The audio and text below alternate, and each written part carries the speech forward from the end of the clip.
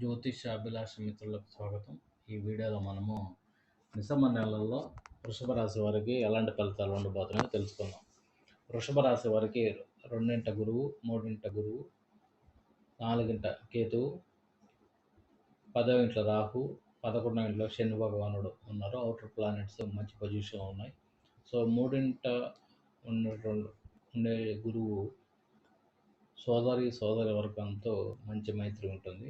అలాగే 3వ ఉండే గురువు డిసెంబర్ 6న వక్రించి 2వ ఇంట్లో మిథున రాశిలోకి వెళ్తున్నారు.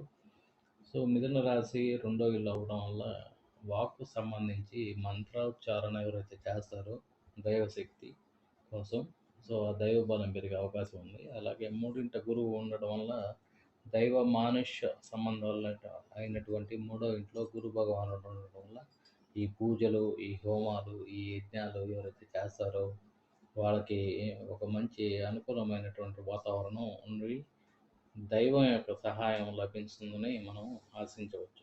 అలాగే 4వ ఇంట్లో కేతు ఉండడం వల్ల చంద్రుడికి సంబంధించినటువంటి 4వ ఇంట్లో కేతు ఉండడం వల్ల తల్లికి సంబంధించినటువంటి కొద్దిగా అనారోగ్య సమస్యలు కొద్దిగా ఉండే అవకాశం ఉంది.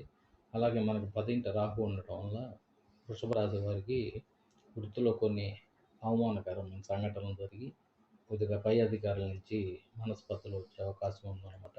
అలాగే మనకు 11వ ఇంట్లో శని భగవానుడు ఉండటం వల్ల శని వృషభ లగ్నానికి యోగకారకుడు, 11వ ఇంట్లో పాపగ్రహం అయినటువంటి శని ఇక్కడ మంచి ఫలితాలు ఇచ్చి మనకు లాభం, మనం చేసేటటువంటి వృత్తి వ్యాపారాల్లో ఎక్కువగా లాభాలు కలిగించడానికి అవకాశం ఉందన్నమాట. సో ఇక్కడ మనం వృషభ రాశి వారికి చూసుకుంటే 4వ ఇంట్లో ఉన్నటువంటి కేతువు సంబంధించి ఉలవలు దానం చేయడం వల్ల శుభ ఫలితాలు కలుగుతాయి. అలాగే తల్లికి పాదాలకి నమస్కరించడం వల్ల తల్లి యొక్క ఆశీస్సులు కలిగి 4వ ఇంటికి సంబంధించినటువంటి గృహము, భూమి, వాక్కు, వాహనాలకు సంబంధించినటువంటి మనకు అనుకూలమైన వాతావరణం కలుగుటకు అవకాశం ఉందన్నమాట. అలాగే మనకు 10వ ఇంట్లో ఉన్నటువంటి రాహు వలన ఉద్యోగాల్లో కొద్దిగా అప్ అండ్ డౌన్స్గా ఉండే విధంగా ఉంటుంది. కాబట్టి దుర్గాదేవికి ఆదివారం పూట రాహుకాలంలో దీపారాధన చేయుట చెప్పదగినటువంటి సూచన. స్వస్తి.